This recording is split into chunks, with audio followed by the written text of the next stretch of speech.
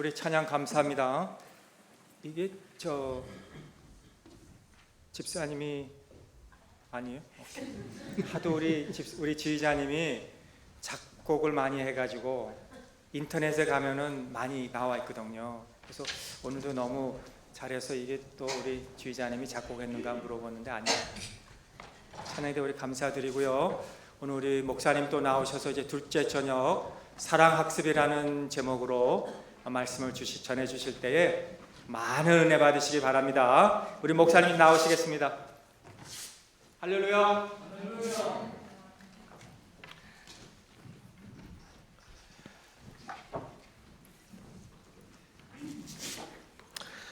제가 또 새삼 느끼는데 참 대단한 특권을 지니고 있다라는 생각을 합니다. 한편으로는 좀 우리 성도님들께 죄송하기도 한데 목사로서 누리는 게 참 많아요. 여러분 앞에서 이렇게 말씀을 전하는 것도 정말 하나님의 은혜가 아니면 할 수 없는 일이고, 또 이렇게 어젯밤 또 오늘 새벽 또 이 시간까지 여러분들이 꼬박 채우셔서 나오셔가지고 말씀을 경청해 주신다는 것은 저는 이 시대의 한 기적이라고 생각합니다. 워낙 TV도 볼 게 많고 유튜브에 들어가면 여러분이 원하는 걸 언제든지 선택해서 볼 수 있는 시대이기 때문에 이런 기회를 통해서 또 똑같은 사람이 며칠씩 이렇게 하루에 그것도 2번씩 말씀을 전하는데 여러분들이 오셔가지고 여기까지 나타나셔서 직접 그 말씀을 들어주신다는 게 저는 절대로 예사롭지 않다고 생각합니다. 제가 제 섬기는 본교회를 두고 와서 우리 성도님들께는 좀 죄송한 마음이 항상 있지만 또 한편으로는 또 이 시애틀 우리 귀한 교회에서 우리 장로님이 강단에서 기도하시는데 저희 교회를 위해서 그렇게 간절히 기도해 주시니까 얼마나 그것도 큰 은혜고 복인지 모르겠습니다. 아마 저희 교회 내일 주일 예배는 보통 때보다 더 많은 은혜를 받을 것 같다, 그런 생각을 하게 됩니다.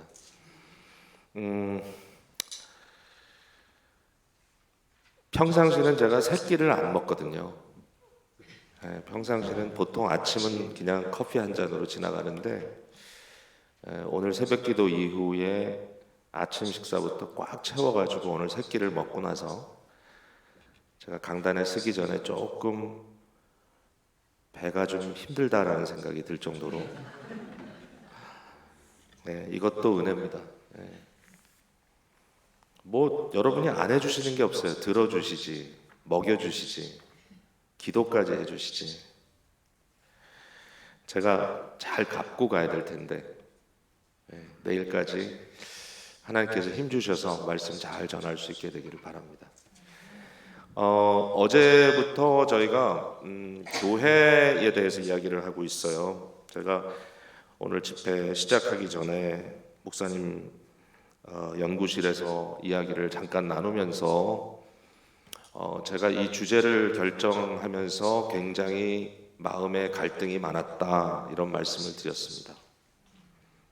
개인의 신앙의 문제, 여러분 각자가 겪고 있는 주님과의 관계 속에서 고민하는 문제들을 좀 심도 깊게 말씀으로 풀어드린다면 좀 더 좋지 않았을까라는 생각을 사실은 오기 전부터 좀 하고 왔고요.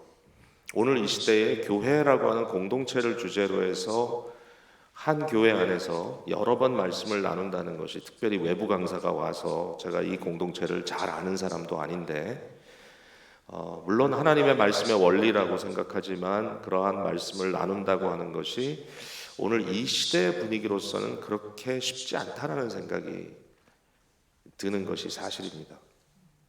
그런데 감사하게도 어젯밤에도 그렇고 오늘 아침에도 그렇고 또 이후에 우리 목사님 통해서 전달되는 여러분의 피드백이 굉장히 필요한 말씀을 잘 나누고 있다라고 해주셔서 너무 감사하고, 이제 내일까지 예배는 이제 특별히 주일 예배는 너무 중요하다는 사실을 내일 아침에 말씀을 드릴 텐데, 이 주일 예배를 통해서 말씀을 다 전한 후에 식사 후에 오후 시간에는 저희가 질의응답을 좀 하려고 그래요.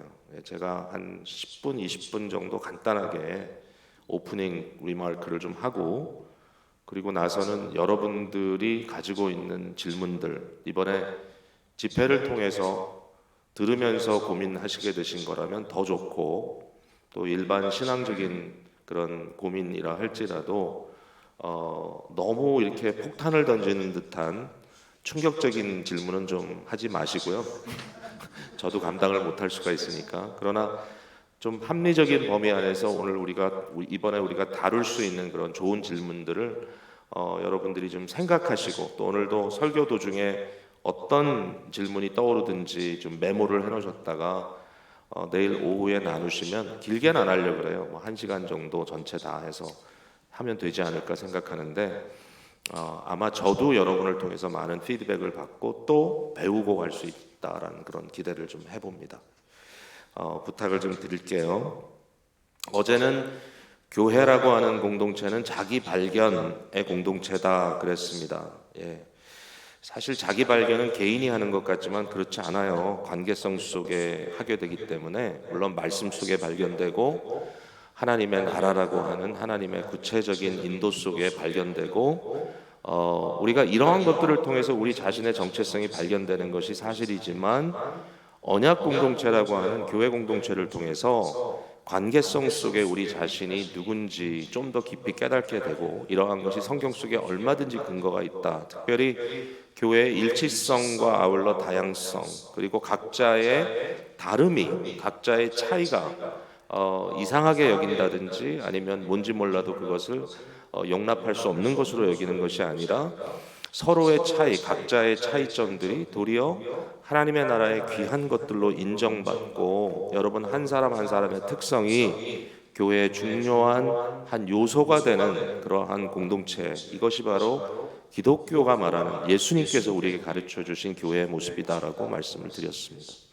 오늘 아침에는 이제 자기 부인하는 것을 배우는 것을 얘기했습니다. 자기 부인이라는 것은 그냥 어떤 불교적인 개념처럼 나라고 하는 어떤 실제, 나라고 하는 자아를 그냥 무시한다든지 없다고 생각하든지, 뭐 이렇게 좀 그런 동양적인 어떤 그런 철학의 개념에서의 자기를 비워내는 것이 아니라, 굉장히 구체적으로 우리의 옛사람, 우리의 육체의 소욕, 우리의 죄성을 십자가에 못 박는 행위를 우리가 자기 부인이라고 얘기한다라고 말씀을 드렸고요. 그것에 대해서 뭐 다 완벽하게 아침에 전하지는 못했지만, 결국은 우리가 육체의 소욕이 아니라 성령의 인도하심을 따라 살아야 된다라고 하는 것을 결국 이제 결론적으로 말씀을 드렸는데, 성령께서 우리 안에 역사하실 때 나타나는 가장 대표적인 것이 뭐냐면 사랑입니다. 사랑. 우리가 갈라디아서를 통해서 성령의 그 9가지 열매를 우리가 봤잖아요. 일반적으로 9가지 열매라 그러죠. 여기 보면 성령의 열매는 사랑과 희락과 화평과 오래 참음과 자비와 양선과 충성과 온유와 절제, 이렇게 써 있습니다. 근데 여러분, 요거를 조금 살펴보면, 문법적으로도 보면, 이 성령의 열매라고 하는 이 열매라는 단어가 칼포스라고 하는 헬라어인데요, 여기에 복수가 아니고 단수로 쓰여져 있습니다. 그러니까 성령의 열매들은 이렇게 9가지다 이렇게 하지 않고, 성령의 열매는 하나다, 하나의 열매다. 그러면 이게 무슨 말일까? 여기 제일 먼저 등장하는 사랑, 결국 성령의 열매는 사랑인데, 그 다음에 그 사랑이라는 열매를 설명하기 위한 8개의 퀄리티가 등장을 한다는 거죠. 희락과 화평과 오래 참음과 자비와 양선과 충성과 온유와 절제다.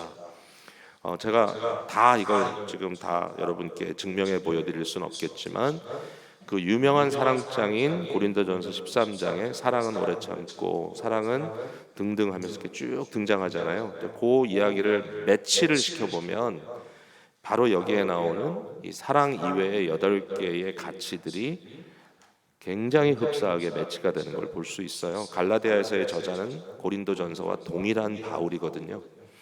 이 바울의 마인드셋 속에, 바울의 이 생각 속에 사랑이라는 것을 하나의 대표적인 열매로, 성령의 역사의 가장 중요한 것으로 언급하면서, 이 사랑이라고 하는 속성을 이 여러 가지의 품격으로 이렇게 설명해주고 있다. 이게 이제 아마 맞는 해석일 겁니다. 그래서 결국 오늘 밤에는 이제 이 시리즈로 가면 이제 세 번째로 교회는 어떤 곳이냐? 교회는 자기를 발견하는 공동체이기도 하고 또 옛사람을 부인하는 공동체이기도 한데 거기에 또 하나 굉장히 중요한 적극적인 것이 바로 사랑을 학습하는 공동체다. 오늘 그 얘기를 특별히 에베소서의 말씀을 통해서 여러분과 함께 나누려고 하는 겁니다. 거기에 앞서서 이런 얘기를 좀 드리면 좋겠다는 생각을 했어요. 우리가 믿음으로 산다라고 하는 것에 대한 신앙생활, 믿음으로 사는 게 신앙생활이죠. 신앙과 믿음은 동일한 개념 아닙니까? 믿는 것. 근데 신앙생활이 뭐냐라고 했을 때 이 믿음이라는 것에 대한 질문을 우리가 할 수밖에 없는데요. 결국은 사경회를 통해서 이런 소위 부흥사경회를 통해서 우리가 얻고자 하는 게 뭐냐면은 이 믿음으로 사는 삶을 훈련하는 거라고 생각해요. 그 하나의 그 포인트로 오늘 밤에는 사랑학습을 이야기하는 거죠. 믿음으로 사는 것, 이걸 훈련하는 건데 그러면 이제 믿음이 뭐냐라고 질문을 할 거예요. 여러분, 이 믿음에 대한 오해가 좀 있습니다. 어떤 분들은 이 믿음 그러면 우리가 소위 말하는 아주 협소한 의미에서 구원을 받는 방법이다, 방편이다 이렇게 이제 이해를 합니다. 오직 믿음으로 우리가 구원을 받는다. 얘기 많이 들으셨잖아요. 특별히 종교 개혁자들이 굉장히 중요하게 여겼던 구절 있죠. 오직 의인은 믿음으로 살리라. 여러분 많이 들어봤죠? 오직 의인은 믿음으로 살리라. 오직 의인은 믿음으로 살리라는 말이 하박국에 등장을 하는데요. 이것이 로마서에 등장합니다. 바울 사도가 이것을 인용하면서 의인의 삶에 대해서 이렇게 설명합니다. 여기서 말하는 의인은 특정한 사람이 아니고요. 특별한 사람이 아니라 예수 그리스도의 은혜로 말미암아 하나님의 자녀로 인치심을 받은 모든 사람을 의인이라고 부르는 겁니다. 저와 여러분은 이 의인의 카테고리 속에 들어갑니다. 의인의 가장 중요한 그 퀄리피케이션은 뭐냐면 하나님을 하나님으로 인정하는 겁니다.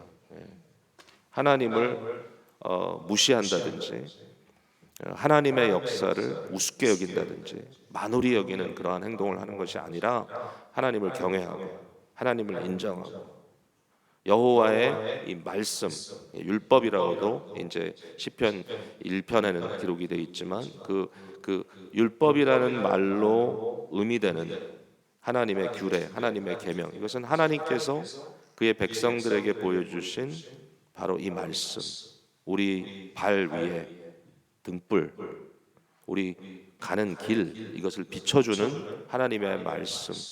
오직 이 말씀을 주야로 묵상하면서 어떻게 하면 내가 하나님을 기쁘시게 하는 삶을 살 수 있을까라고 고민하는 바로 이 존재를 의인이라고 부르는 거예요. 여러분, 의인이라는 말과 성경에 아주 흡사한 굉장히 좋은 말이 있죠. 성도라는 말이 있습니다. 성도.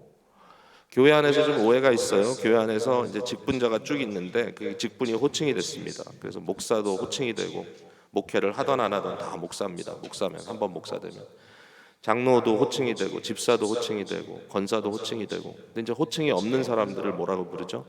성도라고 부릅니다. 그럼 어떤 사람들은 굉장히 아무렇지도 않은 얼굴로 저한테 저는 성도예요 이렇게 얘기를 합니다. 그 말은 뭐냐면 나는 교회에 아무 직책이 없다라는 얘기죠.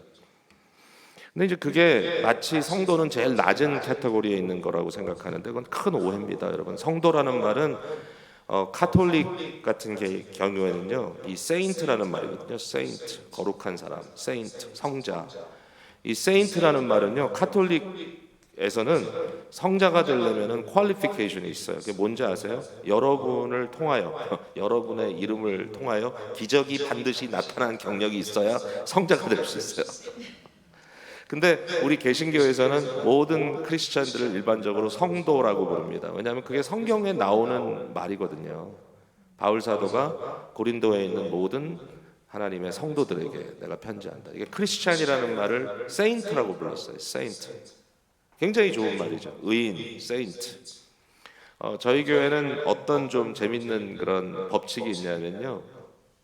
장례를 치를 때는 앞에 이제 우리가 장례를 할 때 누구누구 이제 입관 예배, 뭐 입관 예식, 예배라고도 안 하고 예식이라고 우리는 부르는데, 입관 예식을 할 때 보면은 암흑의 성도라고 씁니다. 그분이 집사든 장로든 권사든 목사든.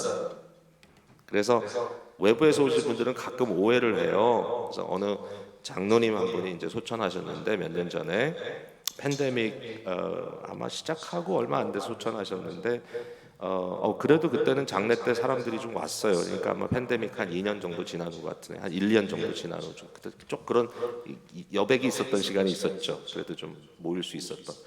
근데 그때 이제 다른 교회에서 오신 분들이 이제 이 장로님을 굉장히 존경하는 분이셨어요. 근데 우리가 그 순서지에 암흑의 성도 이렇게 장례 절차라고 써니까 일찍 오신 분이 그걸 펜으로 다 성도라는 걸 지우고 옆에다 장로라고 이렇게 다 붙여 쓰셨어요.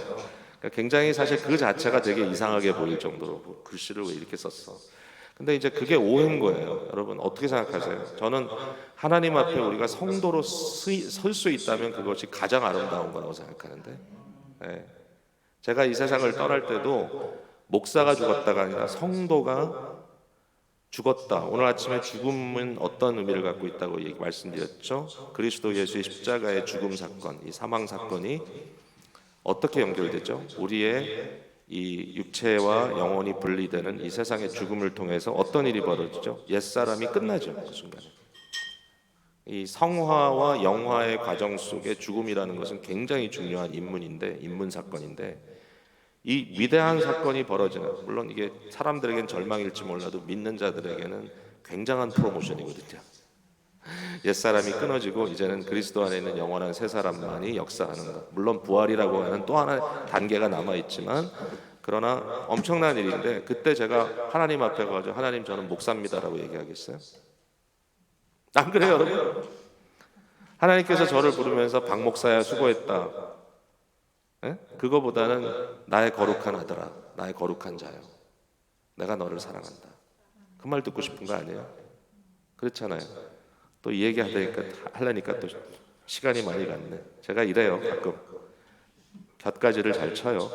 근데 어쨌든 이 성도, 의인은 어떻게 사느냐? 믿음으로 산다. 여기 산다라는 말을 그 종교 개혁자들은 그걸 어떻게 이해를 했냐면은, 그 소위 생명이 부여되는 어떠한 살리는 그러한 그 사건으로 봤어요.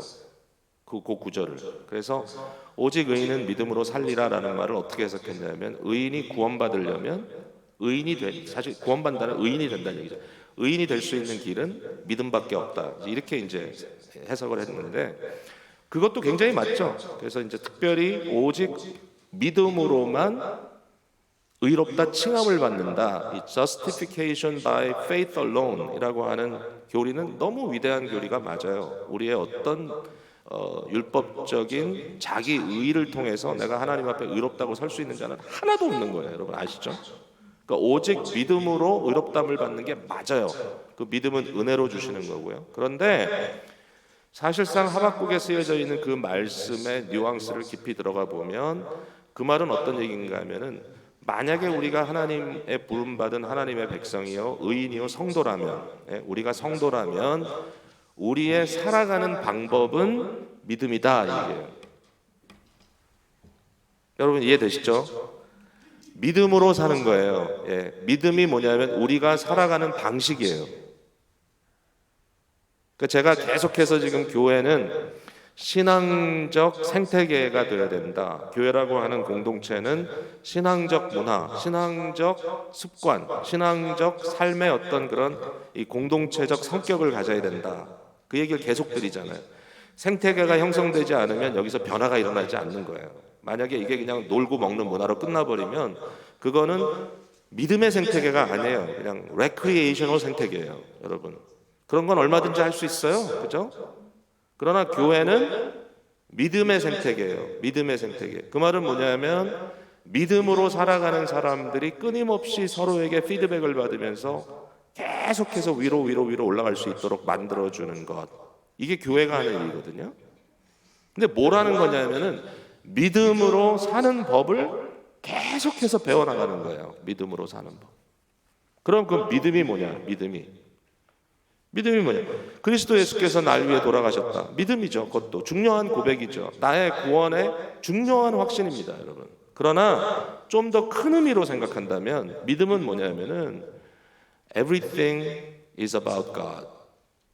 믿음은 하나님을 중심축에 두는 게 믿음입니다. 우리의 생각의 중심이 하나님, 우리의 판단의 기준이 하나님. 매 순간 그래요. 지금 이 순간에 내가 먹든지 마시든지 무엇을 하든지 하나님의 영광을 위해 하라 그랬잖아요. 그게 바울이 우리에게 가르쳐준 굉장히 중요한 원리잖아요. 그게 뭐예요? 믿음으로 사는 법이에요. 믿음으로 사는 법. 여러분, 먹든지 마시든지 무엇을 하든지, 여러분이 뭐 좋은 곳으로 여행을 떠나든지, 가족들과 함께 아주 멋있는 장소에서 애찬을 나누든지, 여러분이 자녀들이 공부 잘하라고 막 그 자녀들의 미래를 위해서 축복을 하든지, 아니면 뭐 엄청난 비용을 쓰든지, 무엇을 하든지 우리는 크리스찬이요, 우리는 의인이요, 우리는 성도들이기 때문에 우리 자녀들도 그걸 알아야 돼요. 내가 하는 모든 것들은 하나님에 대한 것이다. This is about God. 그리고 하나님이 너를 통하여 어떻게 영광을 받으시고자 하시는지를 말하고자 하는 것이다. 먹고 마시는 그 가운데서도 끊임없이 그냥 지나가는 걸로 한마디 기도하고 끝나는 게 아니라 내가 이 순간에 주님 앞에 있다. 우리의 모든 것들, 여러분 주님 앞에 있으면 왜 경직됩니까? 우리 일상이 다 주님 앞에 노출돼 있어요. 여러분 교회 와서 이러고 있어야 주님이 보시는 거 아니거든요. 우리 모든 게 노출돼 있어요, 하나님 앞에. 그러니까 이건 이상한 거예요. 만약에 우리가 뭐 좀 조심스럽게 하면 하나님이 보시는 거고, 그냥 퍼져 있을 때는 하나님이 모르는 거고, 그런 게 어디 있어요? 하나님은 무소부재하시고 없는 것이 없으시고 하나님은 모든 것을 하시잖아요. 예? 주여 우리가 주를 떠나 어디로 피하리이까? 어디 있어요? 시편 139편 아닌가요? 어쨌든 주의 영을 떠나서 우리가 피난 도망갈 장소가 없는 거예요. 그러니까 우리가 무엇을 하든지 성도는 그것을 하나님과 연관돼서 생각하고 하나님의 말씀을 통하여 판단하고 끊임없이 이러한 믿음으로서의 삶의 모든 프로세스를 한다면 그게 성도의 삶이다. 근데 이걸 배우는 거예요, 교회가. 사경에도 그거 하는 거예요. 뭐 한순간에 뭐 우리가 참 이 교회는 아주 특별한 것 같아. 제가 보니까 뭐 여기는 흥분의 요소가 없어. 보니까 교회가 뭐 기도를 크게 하는 사람도 하나도 없고, 제가 아침에도 보니까 한두 번 그냥 조용히 기도하다 가시더라고요. 여기는 뭐 찬양 뭐 곡을 막 밴드가 나와서 인도하는 것도 없고, 그것 때문에 좀 불평 있는 분 계세요 혹시나? 이 교회는 이상해. 사경회를 하는데 7시 반 정시에 시작해. 목사님 묵도 같이 묵도합시다. 그러면 오늘 보니까 그 시간 이후에 들어온 사람이 하나도 없어. 이 교회는 아예 늦으려면 교회를 안 오나 봐요. 네. 나중에 좀 저기서 무슨 일 사역하시다가 잠깐 늦게 오신 분 외에는 아무도 늦게 온 사람이 없어. 오, 이상한 교회야. 오, 약간 소름 끼쳤어요. 아까 제가 야, 어떻게 이렇게 교회가 질서가 있지? 그러면서도 너무 가족같이 만나는 사람마다 행복하고 자유롭고. 여러분 대단한 교회입니다. 네. 무슨 얘기하다 이 얘기를 했죠 제가? 네. 흥분의 여지가 없어. 흥분의 여지가 없어. 그 얘기했나 제가? 사경회를 왜 하나 지금 얘기하고 믿음으로 사는 얘기하다 갑자기 이 교회는 왜 갑자기 격길로 가버렸어. 근데 진짜 제가 놀라서 하는 얘기. 저는 좋게 생각해요. 그리고 다른 여지가 없어. 그냥 딱 시작하자마자 찬송 하나 부르고 기도하고, 심지어는 찬양대 순서도 막 빼먹으려고. 강사나와 빨리 설교해. 이렇게 말씀을 듣고 아주 어떻게 보면 간결하게 이렇게 지나가는 이러한 사경회를 지금 우리가 하고 있는데, 도대체 이게 뭐냐? 왜 이렇게 하느냐? 제가 이 얘기한 거죠? 헷갈리네. 믿음으로 살아가는 방법을 배우는 것 외에는 다른 게 없어요. 위대한 교회. 위대한 교회. 자, 하나님을 설명하는 가장 좋은 단어는 사랑입니다. 결국은 사랑을 학습하는 것이 믿음으로 살아가는 굉장히 중요한 방법입니다. 믿음으로 살아가는 방법. 좀 전에 말씀드린 대로 먹든지 마신지 무엇을 하든지 오직 하나님의 영광을 위하여 살아가는 것. 항상 그 생각, 항상 거기에 집중되어 있는 것. 그것과 아울러 우리의 모든 관계성 속에 사랑을 연습하는 것. 위로는 하나님을 사랑하고 좌우로는 이웃을 사랑하는 것. 사랑의 이중계명이라고 부르는 것. 여러분, 하나님은 사랑입니다. 하나님은 사랑하신다 이렇게 써 있잖아요. God loves 이렇게 써 있잖아요.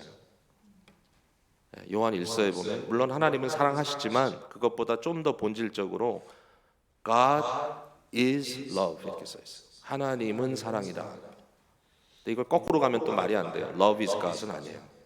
많은 사람들이 사랑에 대해서 오해하기 때문에 사랑이 하나님이 되면 마귀가 된다 이런 말도 있어요. 사랑의 이름으로 무슨 짓을 해도 다 합리화가 된다고 생각하는 건 오늘 이 시대의 문제예요. 그거 아니에요. God is love예요. 그거 무슨 얘기냐? 사랑의 올바른 속성을 알려면 하나님을 봐야 된다는 거예요. God is love. 그게 왜 그렇게 되죠? 어제도 잠깐 얘기를 드렸지만 하나님은 삼위 하나님입니다. 하나님은 하나님이라는 존재 속에 일치성을 가지고 있지만 동시에 사회성을 가지고 있습니다. 이 하나님의 사회성을 어떻게 설명할 수 있느냐? 성부는 끊임없이 성자를 내어준다. 이 말이 좀 약간 어렵게 들릴 수도 있지만 저는 이렇게 생각해요. 여러분, 어머니가 아이를 낳는 순간을 한번 생각해 보세요. 저는 뭐 남자니까 물론 우리 제 아내가 아이를 낳는 모습은 보았지만 제가 직접 낳아본 적은 없어요. 당연히. 근데 그 어머니의 그 고통스러운 진통과 아이를 분만하는 그 장면에 끊임없이 아이를 낳고 있는 그 순간, 저는요, 그 순간에 어머니는 물론 사랑하는 아이 한 번도 본 적이 없는, 물론 뭐 요새 초음파로 보지만 그러나 사실상 만나지 못했던 그 아이를 처음 만나기 위해서 내보내는데 그 순간에 저는 어떤 생각이 들죠? 예, 이것은 자기의 일부를 내어놓는 것과 같습니다. 그건 참 희한한 사랑이에요. 자기의 익스텐션을 만들어내는 그 과정 속에 끊임없는 정말 말할 수 없는 사랑의 데디케이션이 거기 있습니다. 아기를 낳고 그 아기를 품에 안으면서 행복해하지 않은 어머니를 본 적이 없습니다. 여러분도 다 행복하셨을 거예요. 그 순간 너무너무 고생스러워서 잠시 동안은 그러죠. 애는 2번 못 낳겠다. 근데 또 몇 년 지나면 또 나요. 그 어려운 고생을 또 해. 왜? 사랑의 수고기 때문에. 근데 여러분, 하나님과 아들의 관계는 어떤 관계냐면요, eternal begetting입니다. eternal begetting. 영원한 낳음. 마치 이 영원이라는 것은 긴 시간이라는 뜻만은 아니에요. 어떤 시간을 초월하는 현실인데요. 마치 한 어머니가 아이를 낳고 있는 그 현장, 그 순간이 어떤 하나의 사건으로 포착되어 그 포착이 영원이라고 하는 퀄리티 속에 지속적으로 존재하는 것과 같은, 너무 고통스럽죠 사실은. 그러나 그 사랑의 수고가 끊임없이 이루어지는, 그 사실은 아버지가 자기 자신을 내어주는 겁니다. 아들이라고 하는 그 관계성 속에. 근데 이게 없던 아들을 내놓는 게 아니고요, 이걸 설명을 하는 거예요. 그렇게 이 비게팅이라는 건 실제로 낳는다라는 어떤 액티비티를 생각하기보다는 그렇게밖에는 표현할 수 없는 어떠한 깊고 깊은 사랑의 관계가 거기 있다는 거예요. 하나의 애널러지죠. 일러스트레이션이죠. 이렇게 설명하는 거죠. 예, 아버지가 아들을 낳는다, 영원토록. 근데 아들은 끊임없이 영원토록 아버지께 자기 자신을 순종합니다. 순복시킵니다. submitting, 영원토록. 한순간의 순종이 아닙니다. 여러분, 예수님께서 이 땅에 오셔서 가장 위대한 순종의 본을 보이셨던 순간이 많은 히브리서에 의하면 많은 그 눈물과 통곡으로 하셨다 그래요. 정말 이루 말할 수 없는 핏방울이 이마에서 땀과 함께 떨어질 정도로 여기 모든 모세혈관이 막 파열되면서 땀이 떨어지는 것이 아니라 피가 섞여서 떨어지는 이러한 고통을 겪으시면서 그리스도께서 겟세마네 동산에서 아버지, 이 잔을 내가 좀 지나갈 수는 없겠습니까? 정말 그 순간을 생각하면 우리가 예수님을 사랑하지 않을 수가 없죠. 그게 우리를 위해서라고요, 지금 이게. 근데 그때 우리 주님께서 이렇게 얘기하죠. 나의 뜻대로 마옵시고 아버지 뜻대로 하옵소서. 여러분, 그게요, 겟세마네 동산의 한순간이 아니라 이미 그 순종이 어디서부터 시행이 되셨냐면은 만세 전에 하나님께서 모든 것을 창조하시기도 이전에 영원에서 영원부터 영원까지 구원의 하나님과의 이 구원의 언약을 맺으시는 성자께서 성자께서 아버지께 아버지의 구원의 뜻에 내가 온전히 순복합니다. 그것을 좀 전에 말씀드린 것처럼 이거 뭐 끊임없다, 뭐 계속된다 이런 의미보다도 어마어마한 초월적인 개념으로 영원이라고 하는 어떤 그 현실 속에 영원토록 자리 잡고 있는 이 관계. 아버지가 아들을 이렇게 사랑하고 아들은 아버지를 이렇게 사랑하고 아주 구체적이죠. 사랑한다는 건 그냥 감정이 아닙니다. 하나님의 사랑 공동체를 감정의 공동체로 보시는 게 아니고 감정도 있죠, 물론. 그러나 그것을 훨씬 뛰어넘는 전인적인 아주 100% 올인하는 그러한 관계, 이 사랑의 관계. 성령을 설명할 때는 그러한 사랑이 이게 그냥 감정적인 사랑이나 어떤 행동적인 사랑으로 끝나는 게 아니라 그 자체가 인격적이기 때문에 그 사랑이 인격화되어 삼위일체 하나님의 공동체 속에 존재하는 그것을 성령이라고 부른다라고 많은 학자들이 얘기를 했습니다. 과거에. 쉽지 않은 개념이긴 하지만 그러나 이해가 조금 될 수 있는 것 같아요. 성령님은 하나님의 영, 아들의 영 이렇게 부르기도 합니다. 아버지와 아들의 사랑과 아버지와 아들의 그 모든 존재적 가치가 성령이라고 하는 존재를 통하여 우리에게 끊임없이 커뮤니케이트되는 이러한 현실 속에 우리는 살고 있습니다.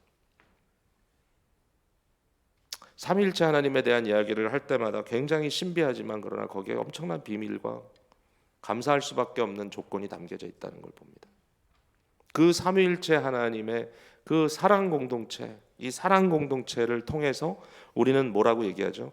God is love. 하나님은 사랑이다. 여러분, 우리가 이것을 사랑으로 학습하는 거예요. 그 하나님께서 우리에게 내가 너희를 사랑한 것 같이 너희가 서로 사랑하라고 말씀하시면서 우리에게 몇 가지 중요한 사랑의 조건들을 말씀해 주셨습니다. 사랑의 방법. 예를 들면 이웃사랑을 어떻게 하느냐, 여기에 대해서는 황금률이라는 것을 주셨습니다. 무슨 얘기죠? 네가 남에게 받고 싶은 대로 너도 하라. 굉장히 심플하죠. 심플합니다. Do unto others as you would have them do to you. 사랑은 어떻게 보면 이런 포뮬라에서는 너무 단순합니다. 네가 남에게 받고자 하는 대로 너도 하라. 여러분, 이게 기독교에만 있습니까? 그런 건 아닌 것 같아요. 비슷한 게 다른 어떤 그런 윤리 체계에도 있습니다. 그렇습니다. 뭐 칸트가 그런 얘기를 했나요? 하여튼 윤리를 한마디로 정리하라면 바로 이거다. 근데 그리스도께서 우리에게 가르쳐 주신 골든 룰과 다른 종교 속에 찾을 수 있는 골든 룰과 좀 차이가 있다면, 다른 종교의 골든 룰은 조금 이렇게 네게티브한 디렉션에서 써 있습니다. 네가 받고 싶지 않은 것을 남에게 하지 말라 이런 거예요. Don't do to others what you don't want them to do to you. 그러니까 남을 바들하지 마라. 근데 예수님께서 우리에게 가르쳐 주신 황금률은 프로액티브합니다. 하지 말라가 아니라 적극적으로 하라. do. don't do가 아니라 do. 무엇을? 네가 받고자 하는 대로 남에게 해라. 남을 어떻게 사랑하라? 네 자신을 사랑하는 것처럼 사랑하라. 네가 네 자신을 위하는 것처럼 내 이웃을 위하라. 구약성경 미가서 6장 8절에는 이런 말씀 있죠. 오 사람아 하나님께서 무엇이 옳은 것인지를 너희에게 다 알려주셨다. 그게 뭐죠? 네? 인자를 사랑하며. 인자는 뭡니까? mercy, 국률, 자비함, 사람들에 대하여 국률이 여기는 것, 사람들에 대하여 자비를 베푸는 것, 사랑하는 것, 이것을 인조이하라는 거예요. 인조이. 그것을 너의 삶의 즐거움으로 삼아라. 인자를 사랑해라. 그리고 공의롭게 행해라. act justly. 그 다음에 뭐죠? walk humbly. 겸손하게 with your God. 하나님과 함께 걸어라. 얼마나 심플합니까? 믿음으로 산다는 게, 믿음으로 산다는 게 인자를 사랑해라, 국률을 사랑해라, 자비롭게 사람들을 사랑으로 여러분께 하나님께서 주시는 사랑, 하나님의 선제적인 사랑이죠. 절대로 내가 먼저 사랑할 수 없죠. 주께서 내게 주시는 그 사랑으로 사랑하라. 그 사랑을 유통시키는 것을 즐거워하라. 그리고 공의롭게 행하라. 공의롭게 행하라는 것은 저는 굉장히 단순하게 그냥 이렇게 생각해요. fair하게 하라는 거예요. fair하게. 여러분, 이건 복잡하게 생각할 필요가 없어요. 사실은 뭐 이걸 너무 복잡하게 막 포뮬라로 하려니까 뭐 공의가 뭔지 막 고민을 하는데, 사실은 하나님께서 우리에게 그의 형상으로 지음받은 우리들에게 상당한 내공을 주셨어요. 우리가 성령으로 거듭나게 되면은 우리 속에 양심이 다시 되살아나고 그 안에 공의가 무엇인지가 사실은 그렇게 복잡하지 않아요. 마음이 꺼림칙하고 뭔가 아니다 싶으면 아닌 거예요. 여러분, 복잡하게 그걸 자꾸 이렇게 저스티파이 하려고 할 필요도 없어요. 그리고 너의 하나님과 험블리, 겸손하게 가라. 자, 제가 또 뭐 서론이 좀 길어졌다고 하지만 다 연결이 되는 거니까, 자, 오늘 본문 속에 이러한 사랑이라고 하는 것을 우리가 어떻게 학습하느냐라는 얘기를 좀 하고 있는 거예요. 특별히 20절, 21절을 제가 읽어볼게요. 오늘 본문입니다. 에베소 4장. 오직 너희는 그리스도를 그같이 배우지 아니하였느니라. 그리스도를 배웠다는 거예요. 우리가 진리가 예수 안에 있는 것 같이 너희가 참으로 그에게서 듣고 또한 그 안에서 가르침을 받았을진대. 그리스도 예수를 통하여 우리가 진리를 배웠다는 거예요. 예수님이 진리죠. 내가 곧 길이요 진리요 생명이니 나로 말미암지 않고는 아버지께로 올 자가 없다 그랬습니다. 하나님을 알 수도 없고 하나님께 나아갈 수도 없고 하나님을 경험할 수도 없고 하나님을 사랑할 수도 없습니다. 예수 그리스도가 아니고는. 근데 그리스도를 통하여 우리는 참된 진리가 뭔지를 배우는데요. 바로 그 진리이신 그리스도를 통하여 우리가 가르침을 받았다. 우리가 어떻게 가르침을 받았냐 하면은 옛사람의 충동 속에 그것에 순종하며 살아가는 것이 아니라 끊임없이 우리 안에 그리스도의 삶을 살아내는 이것을 우리가 배웠다라는 겁니다. 훈련입니다. 훈련. 요 얘기부터 먼저 할까요? 자, 이제 훈련 얘기를 합니다. 그럼 훈련은 어떻게 하느냐? 저는 이 부분에 있어서 디모데후서 3장 16절이 굉장히 중요하다고 생각하는데요. 자, 디모데후서 3장 16절. 제가 읽어볼게요. 모든 성경은 하나님의 감동으로 된 것으로 교훈과 책망과 바르게 함과 의로 교육하기에 유익하니 이는 하나님의 사람으로 온전하게 하며 모든 선한 일을 행할 능력을 갖추게 하려 함이라 그랬습니다. 결국은 이퀴핑하는 모든 선을 행할 수 있는 능력을 갖추게 하는 근거가 뭐냐면은 진리이신 하나님의 말씀입니다. 성경입니다. 성경. 계속 마치 원을 그리듯이 제자리로 돌아가죠. 교회는 하나님의 말씀을 지니고 있는 위대한 공동체입니다. 우리는 people of the book, 하나님의 말씀의 사람들이고 결국 이 말씀은 누구에 대한 것이냐? 누가복음의 우리 주님께서 스스로 말씀하시지만 It's about me. 나에 대한 것이다. 성경을 통하여 우리는 그리스도에게 배웁니다. 성경을 통하여 우리는 그리스도를 만납니다. 성경을 통하여 우리는 그리스도를 알아갑니다. 그죠? 성경은 그렇게 중요합니다. 그러면 이 진리의 말씀, 하나님의 말씀으로 우리가 어떻게 이퀴핑 되느냐? 여기 보니까 네 가지의 중요한 단어가 나오죠. 교훈과 책망과 바르게 함과 의로 교육하기. 이게 훈련입니다. 그러니까 교회 안에서 끊임없이 우리가 이것을 해야 돼요. 자, 이게 교육이라는 말은 뭐냐면 제가 이제 영어를 좀 섞어서 얘기하면 좀 더 이해가 잘 될 거예요. 여기 교육이라는 말은 teaching입니다. teaching. 가르치다 이런 뜻입니다. 하나님의 말씀은 가르칩니다. 무엇을요? 무엇이 옳은 것이며 무엇이 진리인지를 긍정적으로 가르칩니다. This is right. 이렇게 가르칩니다.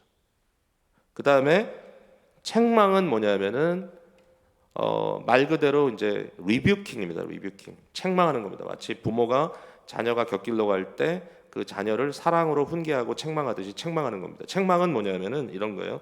잘못된 길로 가는 것을 잘못됐다라고 지적하는 겁니다. 굉장히 중요한 단어입니다. 성경에 엘렌코라고 하는 단어인데요. 이게 이 rebuking이라는 것이 하나님의 티칭에 있어서 너무 중요한 파트입니다. 우리가 이걸 좋아하지 않아요. 그러니까 이게 히브리서에 보면 너희가 rebuking을 당할 때, 너희가 훈계를 받을 때 싫어하지 마라. 왜냐하면은 아들을 사랑하는 부모가 자녀를 훈계하지 않을 수 있느냐? 만약에 자녀를 훈계하지 않는 부모가 있다면 그 부모는 사실 진짜 부모가 아닐 거다. 그러면서 하는 말이 사생아라 그러면 사생아. 이건 내 아들이 아니야. 그럼 훈계를 안 하죠. 내 아들이면 어떡하죠? 훈계를 하죠. 그러니까 하나님께서 고난을 통하여 너희들을 훈계할 때 그 훈계를 너희는 감사히 달게 받으라. 그리고 이것을 통하여 의의 길을 발견하라는 거죠. 자, 다시 얘기합니다. Teaching, do this, 이것이 옳다. 이것은 하지 마. Don't do this. Rebuking. 그 다음에 세 번째로 나오는 게 뭐냐면 correcting입니다. 바르게 함. 이건 뭐냐면 요 잘못된 것을 이 옳은 것으로 계속 이렇게 옮겨가는 겁니다. 자, 이거 제가 율동은 아니지만 한번 해볼게요. Teaching, rebuking, 오케이. Teaching, rebuking, correcting. 그 다음에 마지막은 뭐죠? Training입니다. Training, 교육한다. 이건 뭐냐면 반복이에요. 반복. 뭐를? 요걸 반복이에요. 해라, 하지 마라, 잘못된 것을 바로잡아라. 하라, 하지 마라, 반복된 걸 바로잡아라. 끊임없이 이것을 반복. 교육은 반복이에요. 여러분, 반복을 안 하고 교육받는 것은 안 돼요. 교육은 반복이에요. 네, 반복이 그렇게 중요해요. 그러니까 그 말씀 묵상을 한다 뭐 이런 것도요. 여러분이 어느 날 맘 먹고 해가지고 열 받아가지고 뭐 한 일주일 정도 하고 그만두면 그건 아닌 거예요. 그건. 네. 아 그래도 일주일이 어디야? 이러면 이제 할 말은 없는데 누구도 다 할 말은 있어요. 네. 아 일주일이 어디예요? 제가 뭐 예전에 이런 거 해본 적이 없는데. 근데 훈련은 반복이에요. 반복. 어떨 때는 그 반복이 별로 감동이 없을 수가 있어요. 아우 힘들고 졸리고 오늘 또 내가 이거 해야 돼. 근데 어느 날 그 반복이 우리에게 훈련이 돼서 어떤 현상이 벌어지냐면은 안 하면 이상해져요. 그게 교육이에요. 맞죠, 여러분? 제가 틀린가요? 여러분 예배도 교육입니다. 예? 집회도 교육이에요. 왜냐하면 안 하다가 하려면 되게 힘들어요. 팬데믹 때문에 3년 동안 안 하다가 뭐든지 새로 하려니까 힘들죠. 예? 우리 젊은 가정들 중에는 아직도 주일날 교회를 안 오는 가정들이 있어요. 그리고 밖에서 어디서 만나면 식당은 잘 가요. 너는 왜 교회는 안 오냐? 이상하게 교회는 아침에 안 가게 돼요. 어떡하려고? 그냥 TV로 보고. 이게 문제예요. 그러니까 3개월도 반복이 된 거예요. 안 가는 게. 그러니까 안 가는 게 교육이 됐어요, 이제는.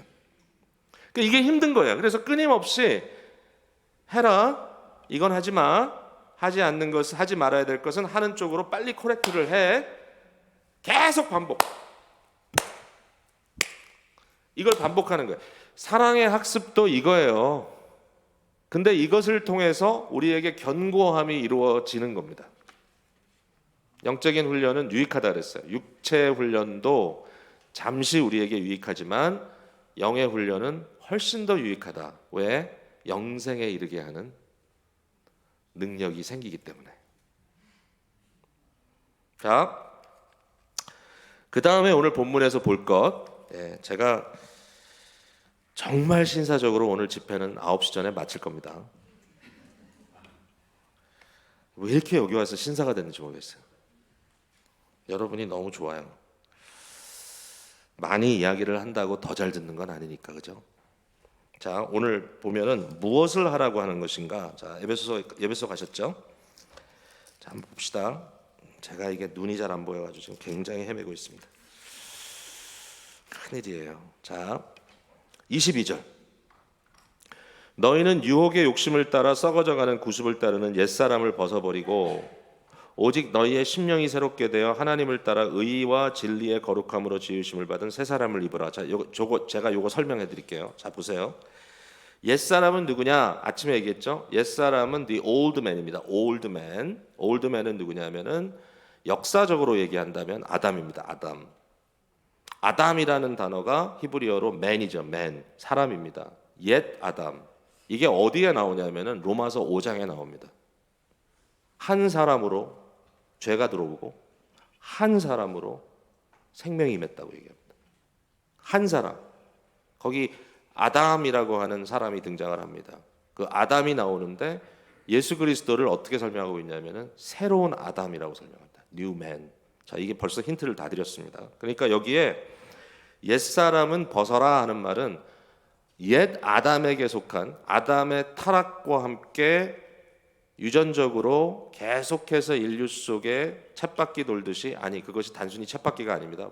계속해서 애드온되고 프로그레시브리 점점 더 이것이 accelerate 되는 그러한 죄성의 어떤 그 힘, 죄의 파워, 우리 안에 죄의 어떤 법, 이런 것들이 우리를 얽매이고 있다라는 거죠.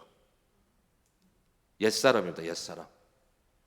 여기 보니까 유혹의 욕심을 따라, 옛사람은 이 욕심을 따르는 경향이 있어요. 어떤 욕심이냐?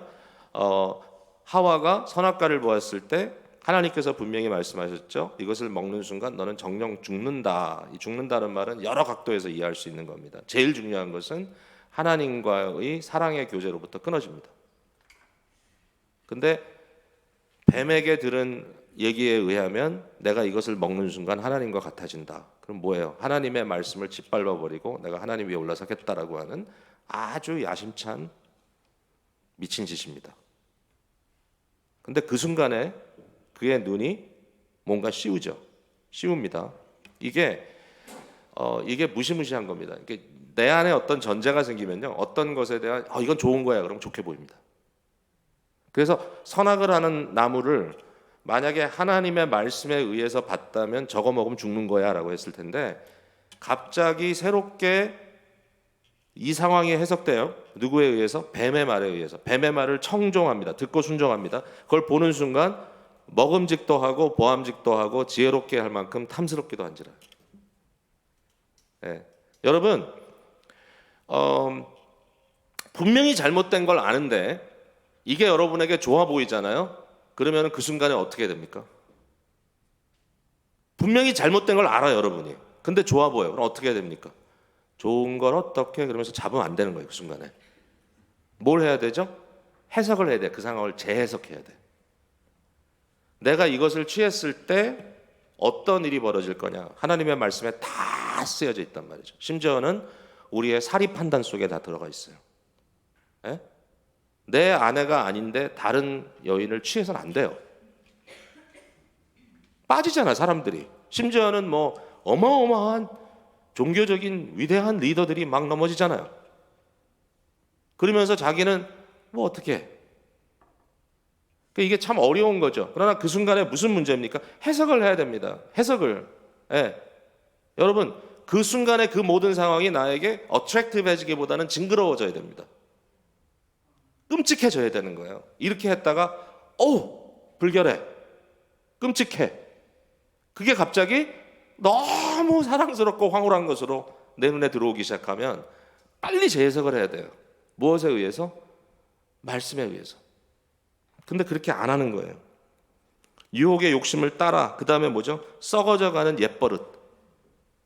썩어져가는 옛버릇, 구습이죠. 이것을 따르는 거예요. 뭐가? 옛 아담. 이것은 벗어버려라. 그 다음에 그렇게 하고 나서 뭐가 되죠? 새롭게 돼요. renewed. 새롭게 돼요. 심령은 뭐냐면 이것은 그냥 어떤 우리 속에 존재하는 어떤 물체가 아니고요. 여기서 말하는 심령이라는 것은 우리를 조정하는 파일럿입니다. 파일럿. 이것은 비행기로 얘기하면 조정실입니다. 조정실. 우리의 조정실이 새롭게 돼야 된다. 이게 무슨 얘기죠? 좀 전에 말씀드린 거예요. 모든 것을 보는 생각과 판단과 우리가 지금 느끼는 심지어는 감성마저도 바뀌어야 된다는 거예요. renew. 어떻게 되라고요? 하나님을 따라 의와 진리와 거룩함으로 지으심을 받은, 이게 하나님을 따라라는 건 뭡니까? 이건 똑같은 얘기입니다. 구약에 나오는 말과. 하나님의 형상대로입니다.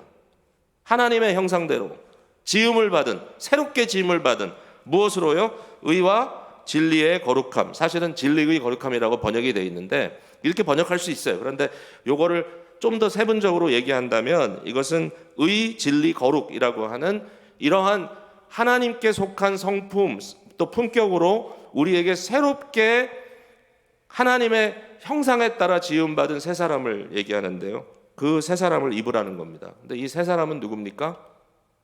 그리스도입니다. 그리스도. 왜냐하면 그리스도는 뉴 아담, 제2의 아담, 새 아담입니다. 예수 그리스도를 통하여 새로운 인류가 시작되는 겁니다. 에베소서의 제일 중요한 메시지입니다. The new race, new humanity. 새로운 인류가 그리스도 예수를 머리로 하는, 아담이 아니라, 첫 아담이 아니라 그리스도 예수를 머리로 하는 새로운 인류, 새로운 이 휴머니티의 출발. 이게 교회다. 이 얘기를 하는 거거든요. 근데 이 교회는 어떻게 됐다고요? 우리의 모든 이 중심이, 우리의 이 칵핏이, 우리의 조정실이 새롭게 변했다는 거예요. 하나님의 형상으로. 어마어마한 지금 이 역사를 얘기하고 있어요. 근데 여기에 너무 재밌는 건 뭐냐면은 벗으라 입으라 이렇게 설명이 됐어요. 벗으라 입으라, 벗으라 입으라. 옛사람은 벗고 새사람은 입어라 그랬죠? 여러분 왜 옷을 벗습니까? 여러분 옷을 왜 벗어요? 갈아입으려고. 맞아요. 왜 갈아입죠? 옷을? 아니 말씀해 보세요. 그냥 왜 갈아입죠? 더러우니까. 맞아요. 제가 어렸을 때 이제 이민 왔잖아요. 제가 이제 캐나다 밴쿠버로 이민 왔어요. 그것도 하나의 재밌는 저의 라이프 스토리인데 13살에서 14살 넘어가기 전에 이민을 왔어요. 어린 시절에. 그때 이민을 와가지고 한국에서 중학교를 좀 다니다 왔기 때문에 머리는 팍팍 깎고 한국에서 이제 교복 유니폼을 입고 학교를 가잖아요. 근데 뭐 어린 나이에 무슨 뭐 옷이 많습니까? 그러면은 매일 학교에 똑같은 걸 입고 갑니다. 매일은 아니지만 자주. 그러면 아이들이 그래요. 너 어제 입었던 거 또 입었다. 제가 이제 조금 지나니까 꾀가 생겨가지고 빨진 않아요. 그렇지만 어제 입었던 거는 옷장에 넣어놨다가 일주일 후에 다시 입어요.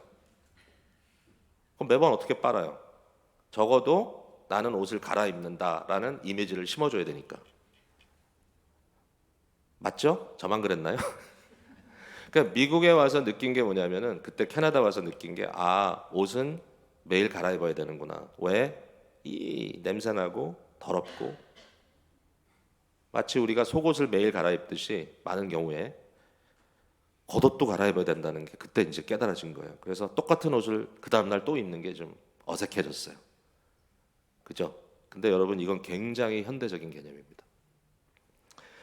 옛날 사람들은요 옷을 막 여러 벌씩 갖고 있지 않았어요. 청결이라는 이유 때문에 옷을 매번 갈아입는다는 것은 말이 안 돼. 그 시대는 옷이 너무 귀했어. 심지어는 통으로 짜놓은 예수님의 옷을, 예수님을 십자가에 못 박았던 병사들이 그것을 제비 뽑아서 가져가기도 했어요. 옷이 귀한 거예요. 그러니까 여기서 말하는 옷을 갈아입는다는 것은 청결의 개념이 아닙니다. 죄송하지만. 그게 무슨 개념이냐? 이것은 소속감의 개념입니다. 소속감. 왜냐하면 그 당시에는 네가 무슨 옷을 입고 있느냐에 따라서 그 사람이 누군지가 결정이 되는 거야.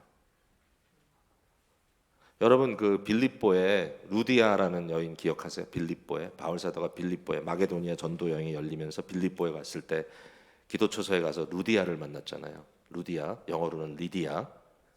근데 자주장사 딱 나오래. 야, 그 자주장사가 뭔지 아시죠? 자줏빛 나는 옷감을 파는 여인이에요. 자줏빛 입으셨네. 자줏빛. 근데 자줏빛은 아무나 못 입어요. 종이 자줏빛을 입었다가는 돌 맞아 죽어요. 자줏빛은 귀족만 입는 거예요. 펄퍼. 굉장히 귀한 옷이에요. 자줏빛 입으셨네.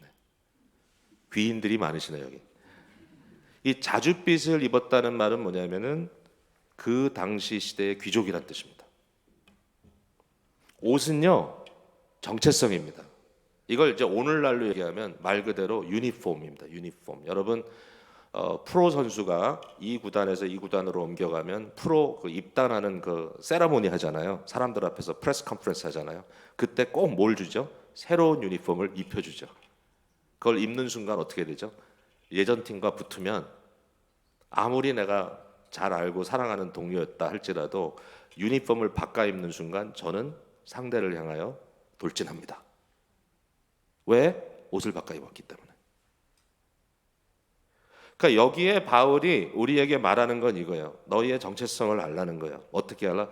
너희는 더 이상 옛 사람 아담에게 지배받는 인간들이 아니고 너희는 너희의 머리 대신 새 아담 그리스도 예수에 속한 사람이다. 이게 교회라는 거예요. 교회는 바로 이 생태계를 만들어야 된다는 거예요. 계속 그 얘기를 하는 거예요.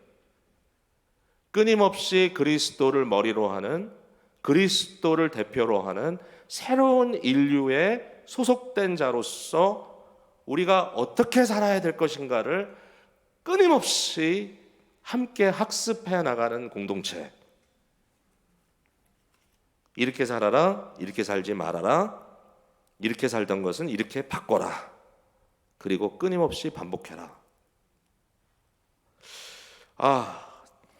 더 얘기를 하고 싶지만 이제 매듭 짓게요. 그게 사실이라면 자 어떻게 하나 보세요. 25절부터 보세요. 여러분 성경을 보세요. 25절부터. 그러면 옛날 유니폼은 버려야 돼요. 새로운 유니폼은 입어야 돼요. 어떻게 하냐 보세요. 자, 거짓은 버리고 참된 것은 입어라. 맞죠? 제가 말을 조금 바꿨습니다만은 그 뜻입니다. 거짓은 썩어져가는 구습입니다. 사랑은 참됩니다. 모든 것이 진리입니다. 사랑을 연습해야 됩니다. 거짓을 말하고 거짓되게 증거하던 모든 것들을 버리고 참된 것, 진리를 말하는 것, 이것을 입어야 됩니다. 자, 26절에 분을 내어도 죄를 짓지 말라 그랬습니다. 해가 지도록 분을 품지 말라 그랬습니다. 마귀에게 틈을 주지 말라 그랬습니다. 이걸 우리가 어떻게 해석해야 되죠? 사람이 분을 낼 수 있다는 거예요. 앵그리 할 수 있어요. 여러분 예수님이 분을 낸 적 있나요? 있죠? 이걸 의분이라고 부르죠. 의분, 의로운 분노. 근데 바울 사도의 가르침은 뭐냐면 아무리 의로운 분노를 바란다 할지라도 이것이 분노라는 것이 잘못되면 결국은 사람을 향하여 그 사람을 파괴하는 행위가 될 수 있기 때문에 여기 보니까 분을 낼 수는 있지만 죄를 짓지 마라. 그럼 죄를 짓지 않는 방법이 뭘까요? 하루 종일 그 분을 마음에 품고 있지 말라.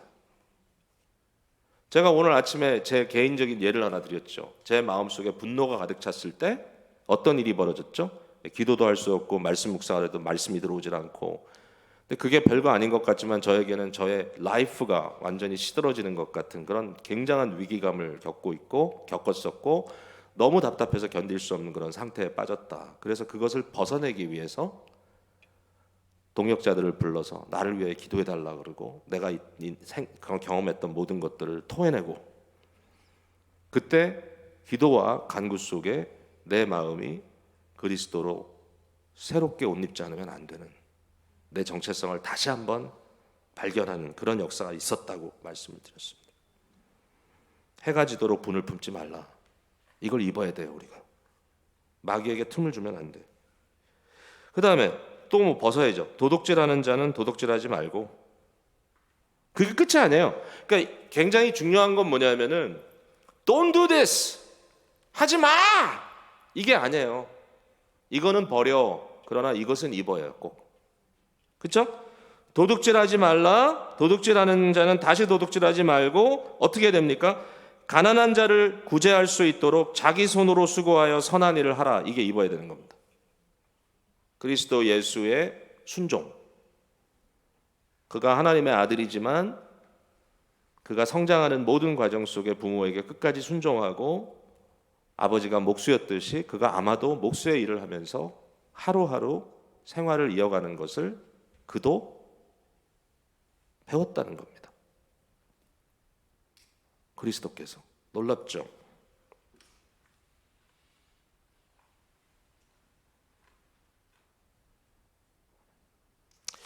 이 신성한 노동이라는 것은 성경이 굉장히 강조하는 거거든요. 그러니까 노동이라는 것을 어떤 죄의 대가라고 생각하는 건 잘못이에요.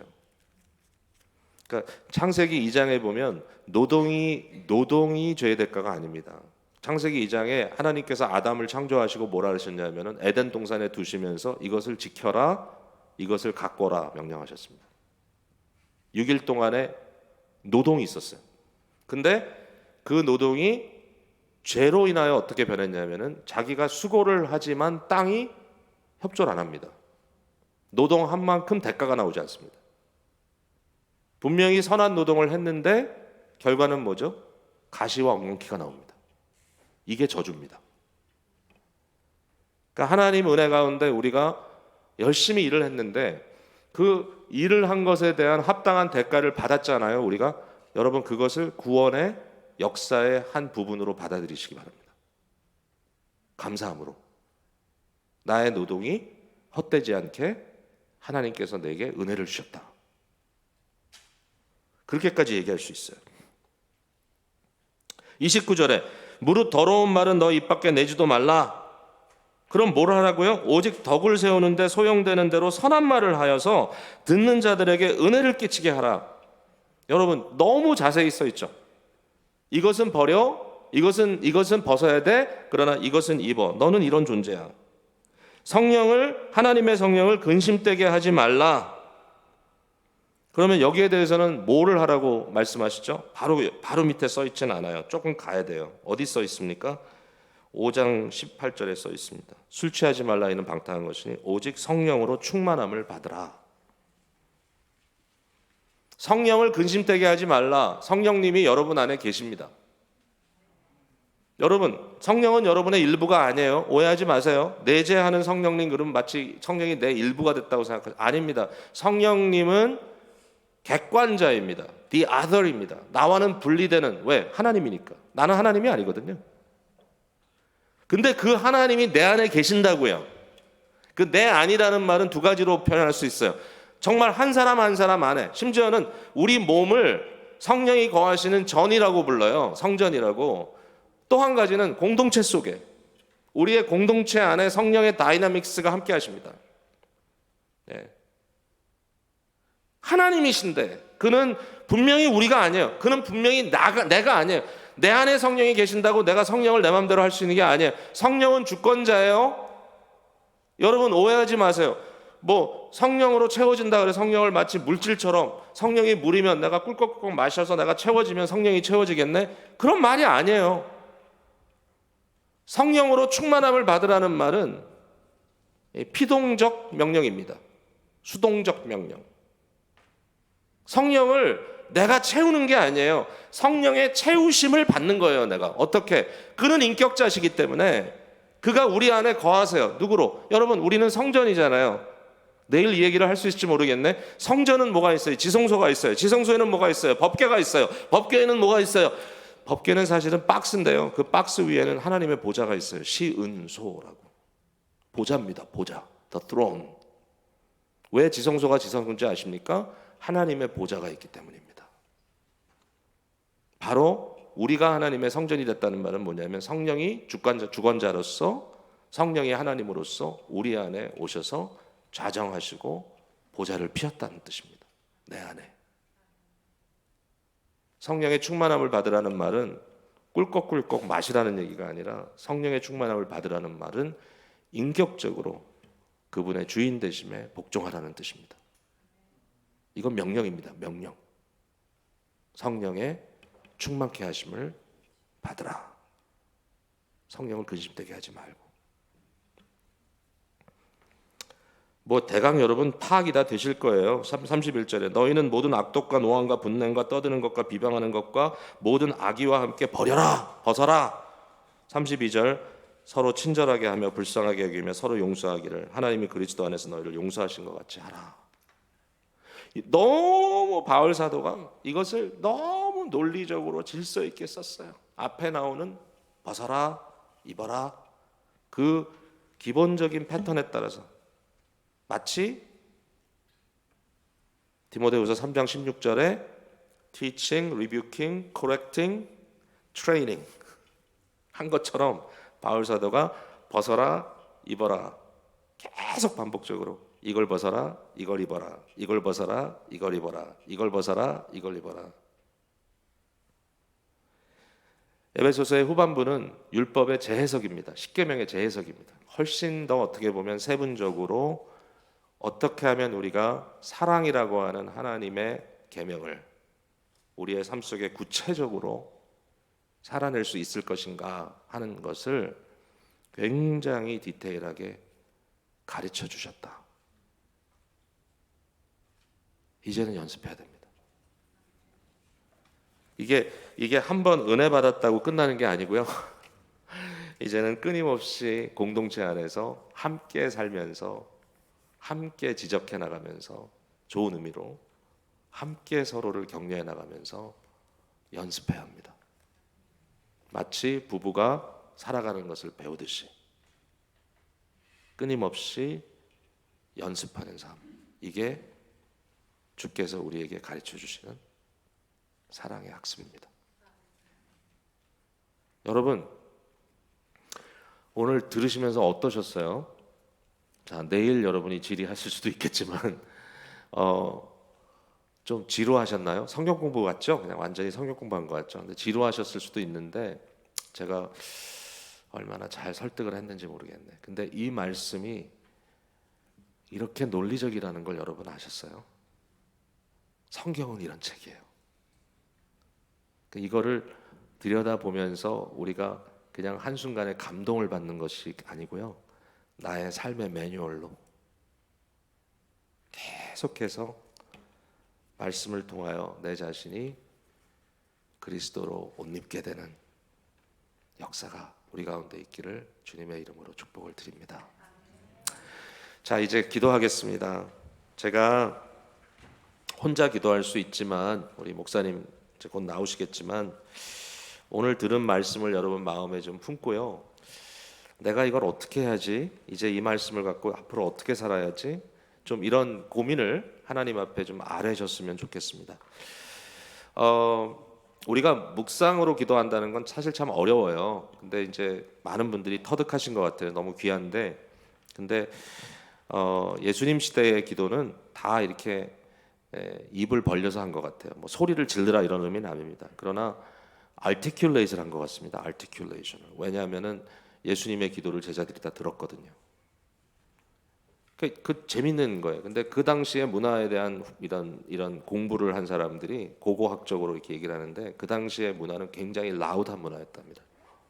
그러니까 혼자서 속으로 중얼중얼. 그러니까 성경에 보면요, 말씀은 읍조리라 그랬어요. 그게 묵상입니다. 묵상. 하나님의 말씀은 내가 머릿속에 들어와 있는 대로 그 말씀을 내 입으로 읍조립니다. 그러나 기도는 하나님께 articulate합니다. 그래서 여러분의 감정이 얼마나 실려 있는지 사실 그거는 우리 스스로의 자기 만족이고 자기 감동일 때가 많아요. 물론 우리의 열심을 다하여 우리의 심령을 쏟아부어서 기도하는 건 중요합니다. 그러나 오늘은 왜 이렇게 기도가 잘 되지? 그런 날 있죠. 오늘은 그냥 술술 기도가 나오네. 그 기도를 하나님께서 들어주신다고 생각하시지 마세요. 안 들어주신다는 말은 아닙니다. 그런데 모래알을 씹는 것처럼 너무 빡빡하고 힘들지만 내 마음을 들여 그리스도 예수의 이름으로 주께 드리는 그 기도를 나는 힘들어도 주님은 듣고 계시다는 사실을 잊지는 마십시오. 그래서 이 시간에 그냥 여러분 그냥 중얼중얼 하셔도 좋고 어떻게 하셔도 상관이 없습니다만은 그냥 가만히 계시지 말고요, 한마디 한마디를 주님 앞에 입을 벌려서, 소리가 안 나더라도 어쨌든 입을 벌려서 알티큐이트 하셔서 여러분의 마음을 마치 앞에 있는 사람에게 얘기하듯이 얘기해 보십시오. 주님께서 듣고 계십니다. 반주를 좀 해주시면 우리가 자기 기도에 좀 더 집중할 수 있을 것 같아요. 예, 우리 기도하겠습니다. 사랑의 아버지 하나님, 감사합니다. 오늘도 주님께서 저희를 이 자리에 불러 모아주시고 사경회로 아버지 하나님 말씀을 연구하고 또 공부할 수 있는 귀한 시간을 허락해 주심을 감사합니다. 아버지 하나님, 오늘 특별히 우리의 옛사람 아담을 벗어버리고 우리가 새 사람 예수 그리스도로 입히되 아버지 하나님의 형상으로 새롭게 지음받아 의로와 거룩함과 진리로 새롭게 빚어지는 거룩한 사람을 입으라고 하시는 주님의 말씀을 들었습니다. 아버지 하나님, 믿음으로 산다는 것은 이런 겁니다. 우리가 믿음으로 오직 하나님을 중심축에 두고 하나님만을 의지하며 살아가는 법을 배워나가야 될 텐데, 아버지 하나님, 우리 교회가 그런 교회가 될 수 있도록 역사해 주십시오.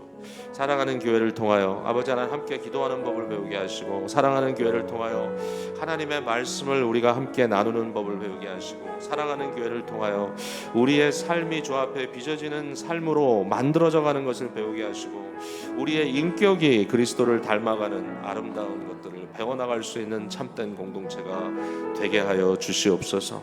하나님의 말씀은 우리에게 너무나 귀중한 것입니다. 말씀을 가르치고 말씀을 통하여 우리는 책망을 받고 말씀을 통하여 수정을 받고 말씀을 통하여 훈련하게 되는 이 놀라운 원리를 깨닫게 하옵소서. 아버지 하나님, 오늘 특별히 바울 사도의 이 말씀을 통해서 우리가 어떻게 하여야 그리스도의 교회로, 그리스도의 몸된 교회로 살아갈 수 있는지를 좀 더 진지하게 배웠습니다. 아버지 하나님, 이 말씀 마음에 품고 정말 주 앞에 징전할 수 있는 귀한 주의 종들 다 될 수 있도록 오늘도 복날여 주시고 이 교회를 축복하여 주옵소서. 사랑과 은혜가 많으신 아버지, 정말 감사합니다. 아버지, 정말 40여 년 전에 이 귀한 교회를 이곳에 세우시고 오랜 시간 동안 우리를 말씀과 참 주님의 지혜로 훈련시켜 주셔서 이 시간까지 왔습니다. 이 교회 공동체가 절대로 우연도 아니고, 이 교회 공동체가 사람에 의하여 끌고 온 것도 아니고, 오직 하나님의 섭리에 의해서 시작되었고, 하나님의 귀하신 종들의 헌신과 수고를 통하여 정말 그것을 주께서 사용하셔서 세워 나오셨고, 그 안에 아버지 하나님 이 교회가 아름다운 공동체가 되어 오늘도 바로 이 순간처럼 우리 성도들이 함께 믿음으로 살아가는 것을 배워나가는 아름다운 신앙적 생태계를 이룰 수 있게 하신 것 감사합니다. 이게 교회니, 교회는 중요하다. 교회가 없이 나 혼자 성장할 수 없다. 나 혼자 옛사람을 벗고 나 혼자 새사람을 입을 수 있는 것이 아니라 끊임없이 주신 말씀의 인스트럭션에 따라서 우리는 가끔은 펌블도 하고 가끔은 넘어지기도 하고 가끔은 뒷걸음을 치기도 하지만, 그러나 그걸 그대로 버려두지 않는 동료들 가운데 넘어지면 일으켜 세움을 받고, 또 상대가 넘어지면 그 사람도 일으켜 세우면서 서로 어깨동무 부듬고 가면서 앞을 향하여 그리스도를 향하여 나아가는 귀한 교회가 되기를 아버지 우리는 소원하고, 그러한 삶을 지속적으로 살아낼 수 있는 아름다운 공동체가 되기를 바랍니다. 아버지, 시대가 악합니다. 아버지 하나님, 또 문화적으로 여러 가지 세대의 갈등 구조 속에 참 저희가 어떻게 이러한 아름다운 그리스도의 복음의 증거를 이어갈 것인가 하는 어려운 질문도 우리 앞에 있는 것이 사실입니다. 참 어렵습니다, 주님. 우리의 힘으로는 도저히 할 수도 없고 우리의 능력으로서는 감당할 수가 없음을 주께 고백하오니, 아버지 하나님, 우리가 모든 것을 바꿀 수는 없어도 우리가 하루아침에 모든 것이 새로워지도록 할 수는 없다 할지라도 그러나 나와 내 옆에 있는 사람, 우리의 작은 소그룹, 우리 가정과 저분의 가정, 우리 교회 안에 있는 여러 소그룹들을 통하여 사랑의 공동체들을 이루고 우리가 신앙으로 살아가는 생태계를 만들어갈 때, 우리 가정도 그러한 공동체가 되어갈 때 하나님은 조금씩 그러나 분명하게 우리를 올바른 길로 이끌어 가실 줄로 믿습니다. 이 사경회가 한 행사로 끝나지 말게 하시고 이제 다시 한번 마음에 결단하고 한 걸음 한 걸음 주님과 함께 나아가는 복된 아름다운 시간이 되게 하여 주시옵소서. 모든 것을 주께 의탁합니다. 주신 말씀 마음에 품고 오늘도 평안한 은혜의 밤 맞이하게 하옵소서. 예수님 이름으로 기도합니다. 아멘.